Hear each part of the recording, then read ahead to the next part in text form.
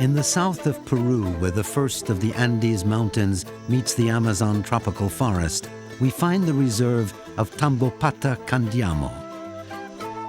In the heart of this reserve, a group of researchers have been working since 1989 to protect the Aras.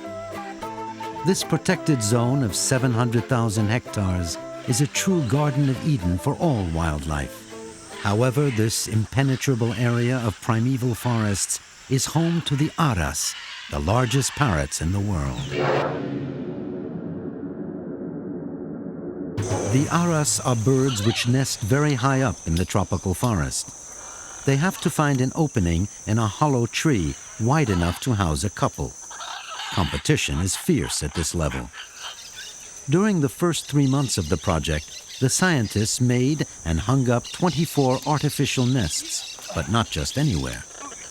Original observations showed that certain trees, like the Chihuahuacos, were the first to be visited by the Aras in their search for a nesting place. Today, these new sites are checked daily by the scientists to control the nesting and the growth rate of the young.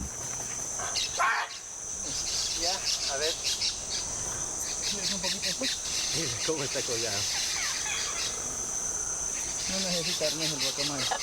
No, pues nada. ¿Ya? No hay huevo. ¿Nada? Ok.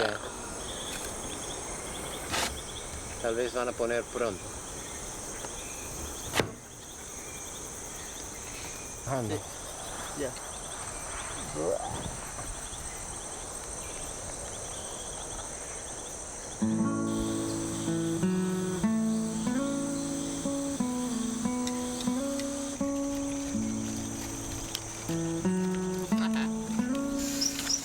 Aras are very picky about their choice of habitat. The center has therefore developed techniques for making nests which meet the most demanding needs of the birds. Imagined and sketched by Eduardo Nicander, these boxes are now made of vinyl, since this material can resist a decade of tropical weather, whereas cedar wood, used in the early stages of the project, has to be replaced after 4 years. The nests include an interior grill, which enables the birds to go all the way down the tube and come back up easily. A small door at the base of the nest allows researchers to control and manipulate the eggs and the young, whereas another hole at the top is used as an entrance for the birds. At the outset of the project, the center collected young chicks too weak to survive. Raised in nurseries and then released as adults, these birds, although treated by man, had no trouble readapting to life in the wild. They returned to the camp regularly to see their adoptive parents and to share some fruit with them.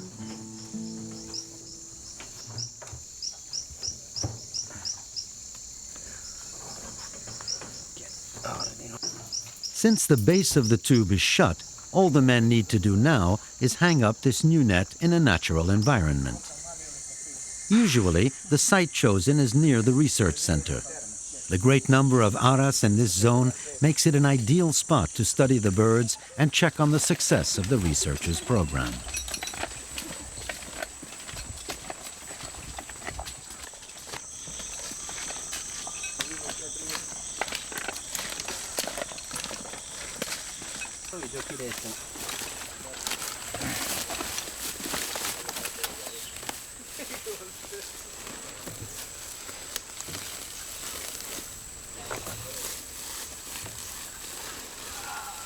Cantidad que viven en algunos testículos, ¿no? A mixture of wood chips and shavings completes the nest and gives the Aras a soft, flexible material on which they can hatch their eggs. Hung 30 meters above the ground, this new habitat is almost ready to receive a nesting couple.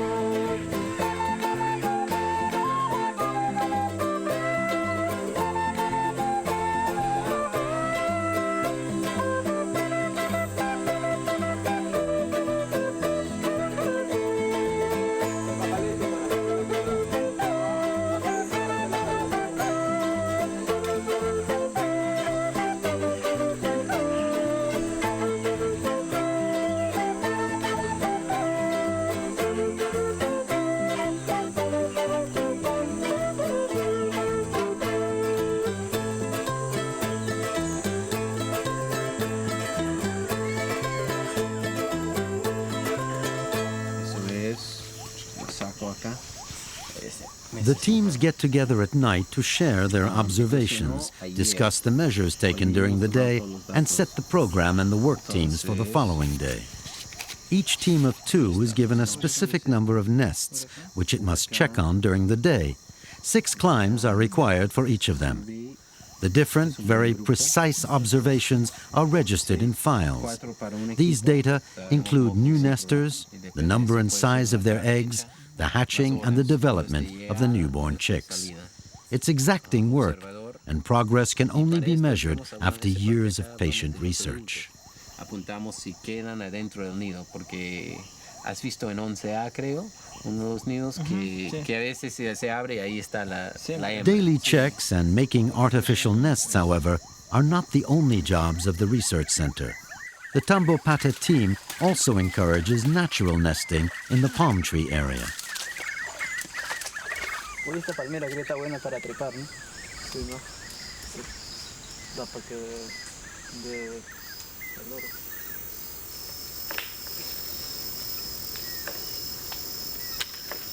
Inspired by an Indian climbing technique, Sixto Duri scales a palm tree to cut off the top. Like other Peruvians at the center, Sixto was living in a local community in the region of Tambopata Candiamo.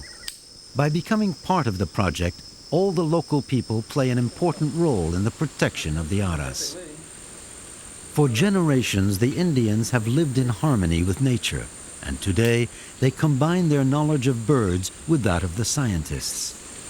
This partnership is important since it will influence the future of the entire Indian community in the protected zone.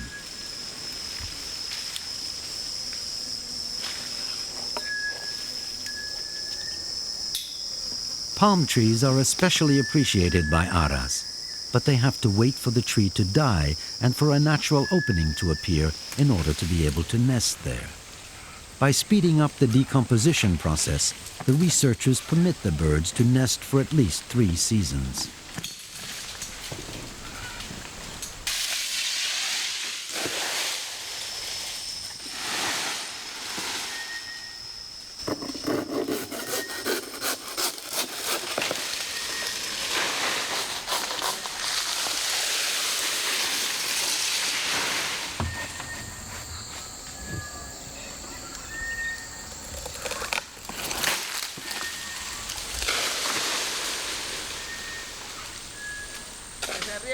Pedro.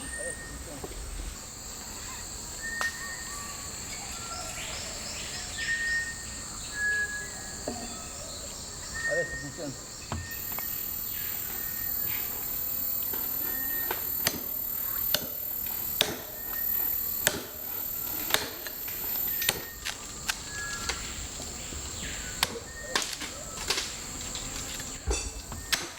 Once the top of the tree has been chopped off, Sixto cuts the trunk's tender wood in order to permit the molotoa, a local insect, to lay its eggs there. By feeding on the wood, the larva, in 3 or 4 months, will form a hole large enough for the Aras to nest. In this way, the team has created 23 natural nests for as many couples of Aras.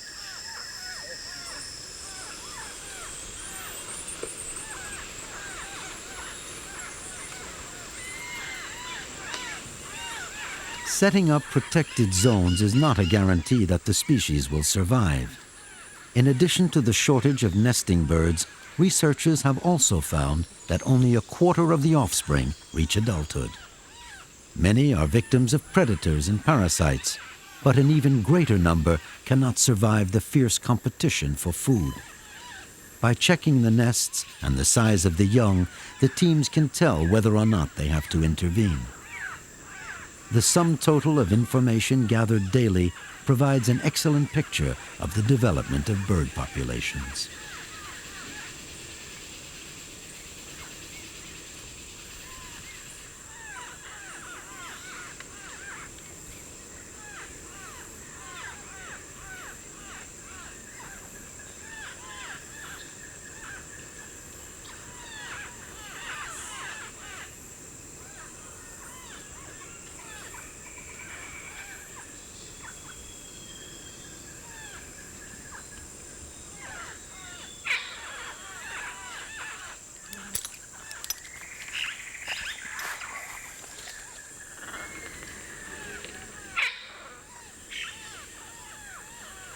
As a species, Aras are probably one of the best examples of good ecosystem management in Latin America. The advantages of their conservation can probably be adapted to other zones, thus permitting the protection of other endangered bird species.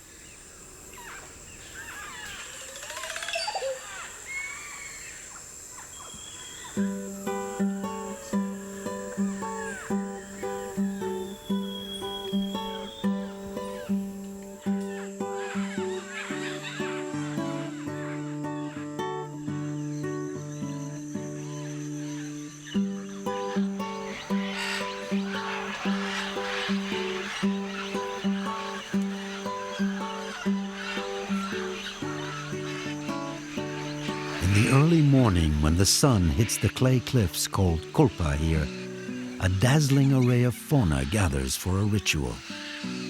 A dozen species of parrot all perch to seize the precious clay with their beaks.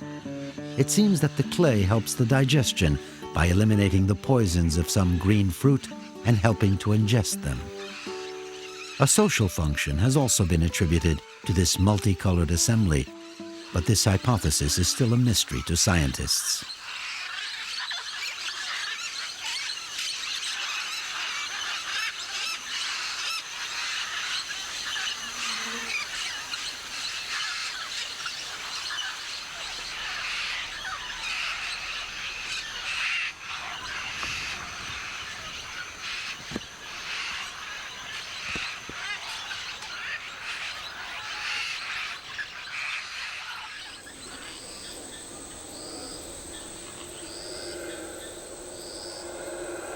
The Aras raised in a nursery and then released have adapted well to their natural surroundings. About 30 of them have been returned to nature since the project began. For Donald, this female, which mated with a wild male, is a perfect example of excellent rehabilitation, crowning the efforts of the Tambopata Conservation Center with success.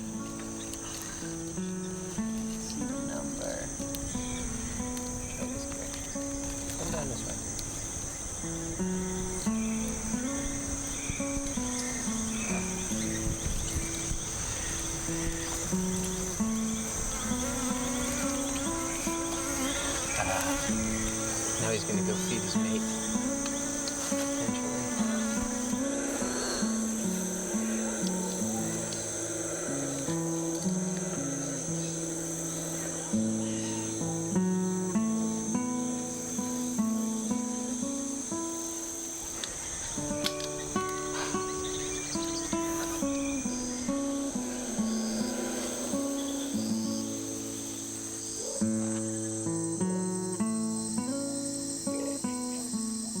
Every day, Donald gathers additional data to help and support the work done during previous years. This is even more true during the nesting season, which runs from December to March. With the arrival of the newborns, he compares the different growth charts and checks the situation of each chick. Observing a food deficiency in one of the youngsters will require him to provide the newborn with a food supplement.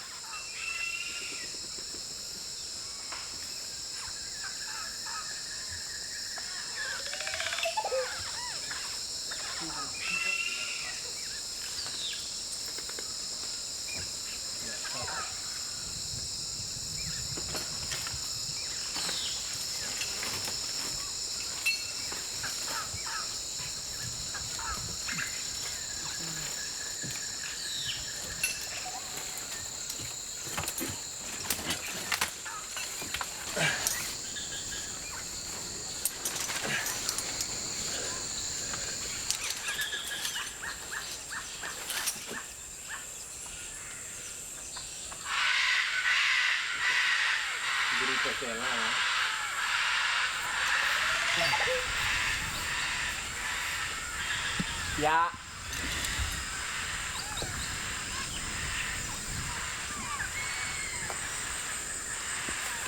¿Cuántos segundos hay? Las abejas ahí arriba. Pesado.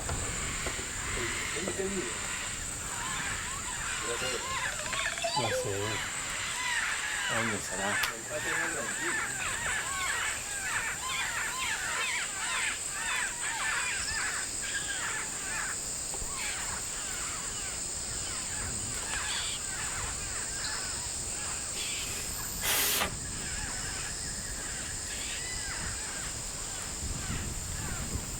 ¿Cuántos huevos? ¿Cuántos pichones? 2 huevos y un pichón. ¿Ya? Ya, suelta.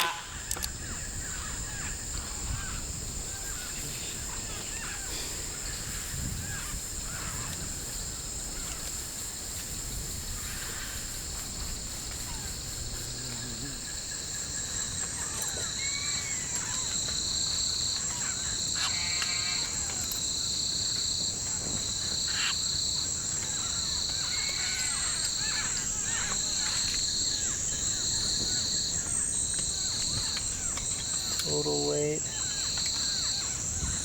71 and a half. Although human involvement presents no danger for the chicks, Donald is still very careful with this little one only a few days old. In the hands of experts, precise gestures avoid the risk of stress. All the work is carried out on the ground and as quickly as possible.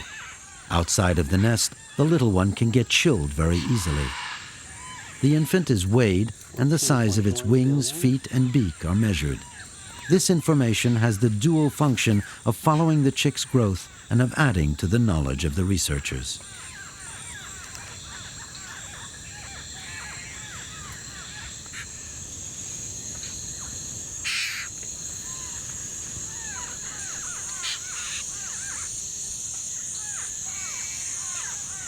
$18mm wing length.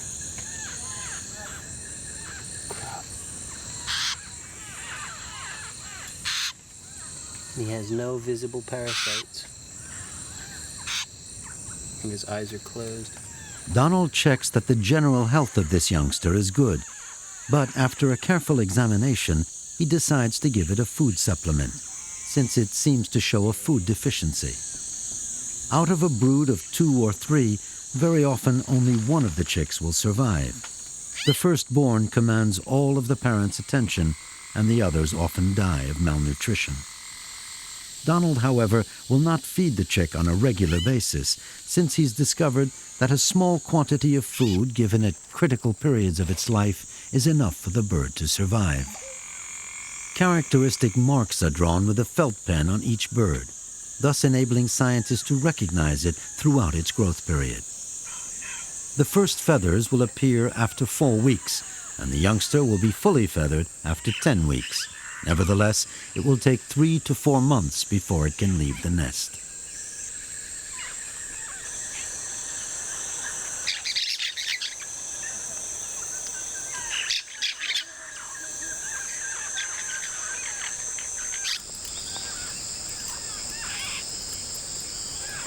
Ya viene.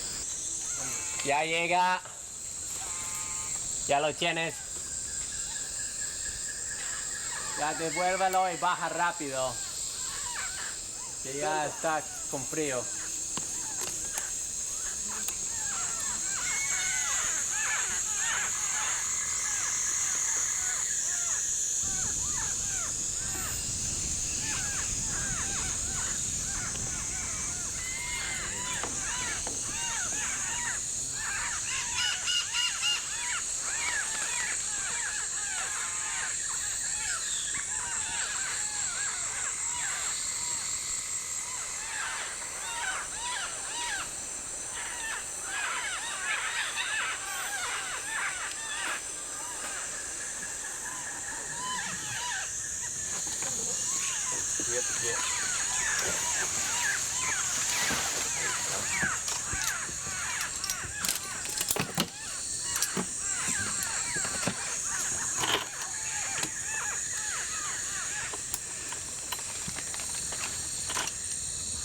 Me 40 minutos.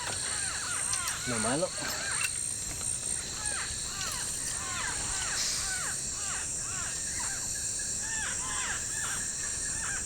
Esto siempre es la segunda vez que me pasa. Sí. Once the operation has been completed, the team comes back down the scaling rope, which is tied to a smaller cord. Suspended permanently along the tree trunk, the small cord enables the teams to climb up the large rope quickly each time they visit the nest.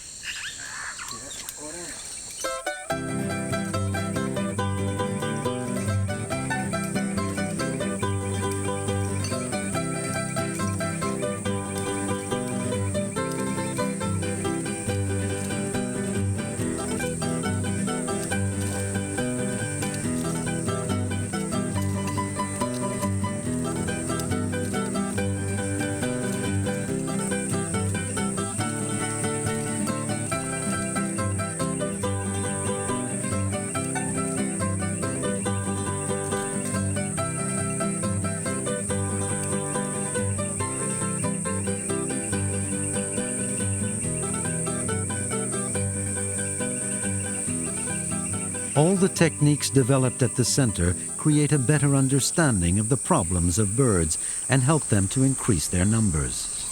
Visiting the natural openings in the trees enables researchers to improve their knowledge of the Aras' needs in terms of habitat. There as well, the experience of the Indians is irreplaceable and vital to future generations in their attempt to protect the environment.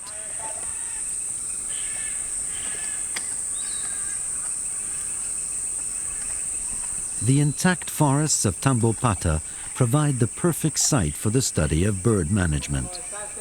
The Aras project, funded solely by voluntary contributions, is an unprecedented link in the creation of future sites throughout the tropical parts of the Americas. Today, thanks to the work of scientists and the involvement of the Indians, the Tambopata Center can respond to the problems of the Aras and to assure the survival of this most beautiful of birds.